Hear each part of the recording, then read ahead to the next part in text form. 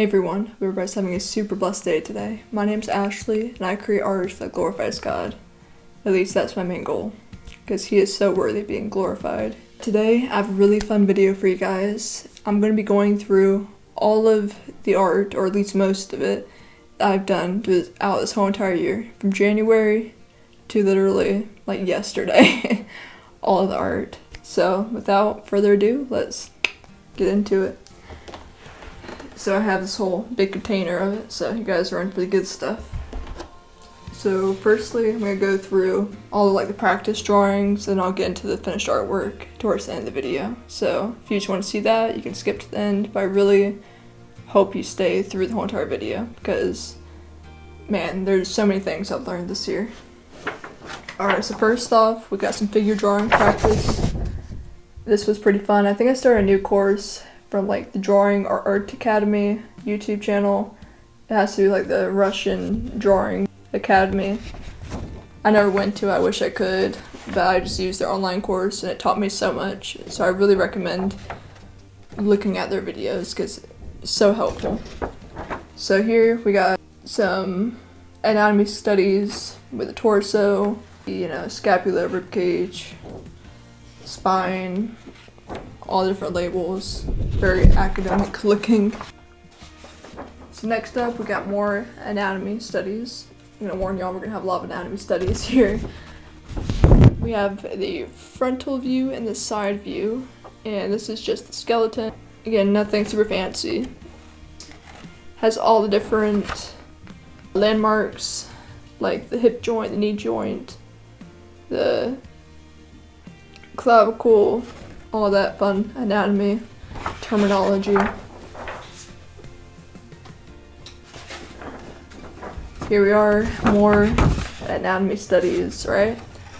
So here we have, I think I started putting the muscle on the skeleton in a very simplified version of the skeleton, where the pelvis is just like a bowl and the rib cage is just like an egg that has, the bottom cut out of it.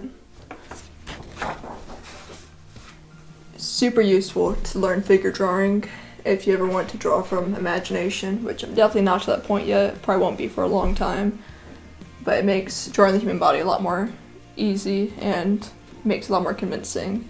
So speaking of gestural poses, we got some more pelvises, and we got some more rib cages, and this one I really like how it turned out.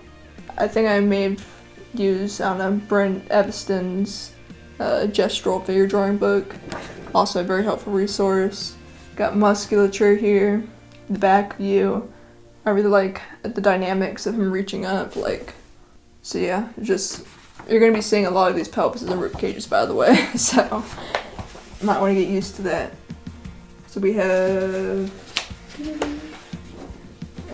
more anatomy. This, where the regions of the spine is, we got the cervical curve, the thoracic curve, the lumbar curve, we got the femur, patella, all the leg anatomy, or most of the leg anatomy there. And then we have a side view of, where the scapula is, and the side view of the pelvis, the coccyx. Again, all very useful for figure drawing. I really should do more of these. Alright, so here, this is where we're getting into very quick gestural drawings, cylindrical form. If you can really look at the volume of the human body, it makes it a lot easier to draw. Because at the end of the day, human bodies are 3D, so we want to draw them as they are. Here we got, again, I'm telling you, the amount of pelvises I drew this year, it's insane. Again, more figure drawing, more rib cages, just, trying to get the reps in. Here's some more gestural drawings. This was kind of fun. It's where the props and outfits come in. This guy's wearing a kilt type thing. Guy is welding a stick or sword or something. This guy is punching. All very fun little action poses. Now we're getting away from the figure drawing and looking more at the portrait drawing, because this is the anatomy of the skull, and this was so helpful in really helping me nail down facial anatomy, because that is so important to know if you ever want to draw a face convincingly. So here we have, the frontal bone, the different proportions of the skull, how the length of the skull is 2/3 the height, and we have it from the frontal view, the side view, and like the 2/3 view. If you want to have a very convincing portrait drawing, I'm telling you, starting with skull studies is invaluable. In fact, this right here is how I got to drawing this. Again, you have to do this until you can get to this. Because once I learned the facial anatomy, it made it so much easier to know where the eye socket begins and ends, where the nose connects to the eye socket, how the brow ridge projects, and where the temporal bone is, which, creates a value shift from where the frontal bone is, and all is so helpful. And even we have little impressions of the collarbone and the suprasternal notch. So helpful. I cannot recommend doing these skull studies enough. So let's press on. Alright, so here we are with more skull studies, and we have a couple écorchés, which basically like the human face without the skin. And I think I just used Stephen Bauman's app, where he has a model of the head and the planar view, the skull view, and the écorché view. It is so helpful for doing quick little studies, or even, longer block-ins of the head. Very useful app. I'll try to link it below. Now I'm going more into perspective, because that's one thing I really want to work on this year too, is perspective. Of course, this is not perfectly in perspective at all, but it's a bit more convincing. It looks decent for what it is. There's a good practice. So we have quite a few more perspective drawings here. I was trying to practice the hatching technique, because I really wanted to be more intentional with the way I shaded. So we have some hatching going on here. Again, I think this is from imagination. I was trying to draw all these things in perspective. A great exercise, and pretty fun too, because once you get really good at perspective, you can literally make almost anything in your mind, especially when it comes to architecture, or even making, bowls or any type of everyday item. Perspective is such a valuable skill, which I need to improve on more, but these definitely helped a lot. Again, more perspective, learning how to take a cube and turn it into a cylinder, how to do ellipses in perspective. Then I just use a medicine bottle, another arch, a hexagonal type thing, more cylinders, a little bowl. It's a cute little bowl looking thing. Again, ellipses in perspective. As you move away from the horizon line, it's gonna get bigger. It could go both ways. Very useful little exercise. So this, just a quick little block in, definitely not finished rendered piece by any means, but a good little block in of a classical bust. This one was very fun to do, because I was using the envelope method, which makes drawing so much easier, and especially capturing a likeness so much easier, because almost like you're sculpting, because once you make the envelope, it's like having a block of marble, and you sculpt into it the lines until you finally get the contour you're looking for. Here we got some figure drawing. This was very fun to do, because usually for beginners, and of course I'm not a pro or anything at figure drawing, but a lot of times they use the box type method, and it looks very blocky, which looks nice and all. I mean, that's how Bridgman does a lot of his things, but I think the more Italian style of making more gestural round arcs, I think, just in my opinion, reads a lot more dynamic, and the circle really helps to block in these forms, especially like the fleshy nature of them, especially how dynamic the legs look. I'm definitely a fan of that technique. You have like, I don't know, this like a Pegasus or a horse with wings. I don't know, I think I maybe saw this from like a Pinterest old masters post or something, but it was fun for the envelope method.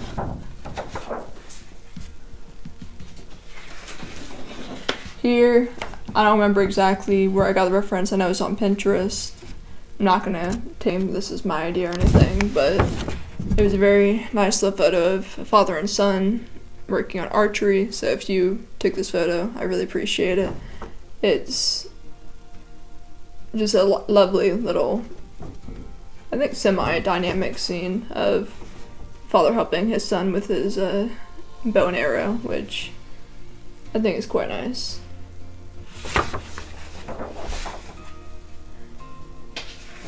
Here we got some classical mouth studies. This dude has a mustache, which I think is pretty snazzy. Again, just the more reps you get with drawing anatomy, it will be improved so much, because it's definitely helped me improve. So now I'm going to get into the more finished drawings. This one is a horned sheep or a ram. I don't quite know the difference, but it was very fun to use, again, the envelope method. I love this method of drawing where, again, you just, block it in like an envelope. And we got the fur here, very directional. Lighting is kind of subtle, which I think I'm trying to get better at the subtlety of lighting instead of just making it like light or dark. I want them to be, the shades of gray in between to make it nice and cohesive and subtle. So I think that turned out like a cute little ram. Alright, this one was just pretty fun to do. I was working with pan pastels, some gray pan pastels, and I could see why people love it so much. It's very fun to work with, just putting like a tone of gray down and then erasing into it, using like the subtractive, and then add more on top to darken the values. We just have like Big Moose with the baby moose riding it. I think this is pretty adorable. And I think they were like in water or something, so I really like the atmospheric nature to it. I think I would definitely try pan pastels again. So now we're going to get into watercolor piece, which, may I just say, watercolor is such a beautiful medium. I really do love watercolor. It's very unforgiving though. Very difficult medium, at least in my opinion. Took me about, I don't know, probably like 3-4 different watercolor artworks until I finally wound up with one that I liked. And this picture of Jesus. I love drawing Jesus because, again, he's our Lord and our Savior. He deserves all the glory. So anytime I can, create a picture of him for his glory, I try my best to. Now, and again, I don't claim to know exactly what he would look like, but I just want to get the, his character in there if I can. I really like the graphic nature of watercolor, especially in the highlight regions, keeping the brush strokes in there. I really like the, the dappled effect there. Now, I will say, I did use gouache, because watercolor is very unforgiving, so at least in the highlight sections and the eyes, I used gouache. But yeah, I think this turned out quite nice. The color relationships in here with the burgundy and the tan and the cool tones and warm tones, I think all balances each other out very nicely. So now we're going to get into the pastel artworks, which some of y'all may have already seen on my YouTube shorts, but this is the first time. I'm very excited to show you this. So, as you already saw before, this is just a pastel portrait of Jesus. It was actually my second pastel pencil piece, and yeah, I think it turned out quite nice. I really like the cool hood with the warm undertones of the face, and I tried to, again, just imply the texture of the linen. If you look really closely, it's very rough, but I like how it's looser down here, and once you get into the face, it tightens up a little bit to try to keep things dynamic. So yeah, that was a pretty fun little piece. So this one I have framed. There might be distracting, and if it is, I'll just put a picture up here so you can see it better. This one was pretty fun to do. It's of a man taking the living water. And I know it just looks like regular water in the picture, but I wanted it to have more like a, I don't know, luminescent type of effect, which signifies the ethereality of the water, because again, the Bible talks about how Jesus is the living water. Once we partake of what he gives us, we will never thirst or be hungry again. Food and water, it's a beautiful gift God gave us, but it will never satisfy us like he will. So I wanted to show that we constantly are feeding from the well of the living water. And I tried out a very fun technique on here where I just did a monochromatic drawing with, I think, like a sepia tone and white for the highlights. Then after that, this is the scary part, then you kind of turn them into alphabet with the verdaccio, where you take green and you just do like a layer of that over it, so it kind of just looks like, I don't know, like the Wicked Witch or something, very green skin tone, and then you layer over it with reds, yellows, peachy tones, oranges, until you finally get like a very flesh-like appearance. And because the green is such a complement to red, it really helps to bring out the warmness of the flesh tones. A pastel pencil is just like acrylic paint, so layering is your best friend. So yeah, this one, very fun to do. Very fun technique. So now for these next ones, kind of too big and they're hanging up right now. So I'll just put them up, you know, somewhere in this region so you guys can see it. So the first one I have was one I finished, I don't know, like a couple weeks ago, which is of horses pulling a sled in the winter. And I just think this was just a beautiful little composition. This is where I kind of fell back in love with acrylic paints, because for the longest time after I tried oils, I was like, yeah, oils are superior, never doing acrylics again. And of course, I tried acrylics again because they're my first love. That's how I got into painting in the first place. I love oils, but acrylics, their dry time is so nice. It dries so quickly, which some people hate, and I understand why, but their dry time just makes layering so much easier, and I can just get a realistic result so much faster. And again, if you varnish acrylic paintings like I did with Gambar, it literally looks like an oil painting once you're done with it. It has the same type of sheen. So that was a very fun learning experience to help me get back into acrylic paints, which I am planning on doing a lot more in the future. And of course, the last painting that is by far the biggest, but also I think the most influential on my, just how I think about art and my faith, is the painting, which I think I called Every Good Endeavor. It's based off the book from Timothy Keller. Again, a wonderful book. I highly recommend reading if you haven't already. I haven't made it all the way through, but from what I've read, it super duper resonated with me. It's really worth reading. But basically what this painting's about is the value of work in God's eyes. Because it's so easy to just view work, whether you're doing art, business, finance, whatever you're doing. It's so easy to just think it's, you know, meaningless and you're just toiling in the sun, and it just feels monotonous waking up every day to have to go to work. And even if it's not even ministry related, it just seems like, what's the point? But I want to tell you today that if you don't know this, your work matters. It matters so much. If you're doing it for God's glory, everything you do matters. It does. It doesn't have to be literally you going out on the streets preaching for it to be important to God's kingdom.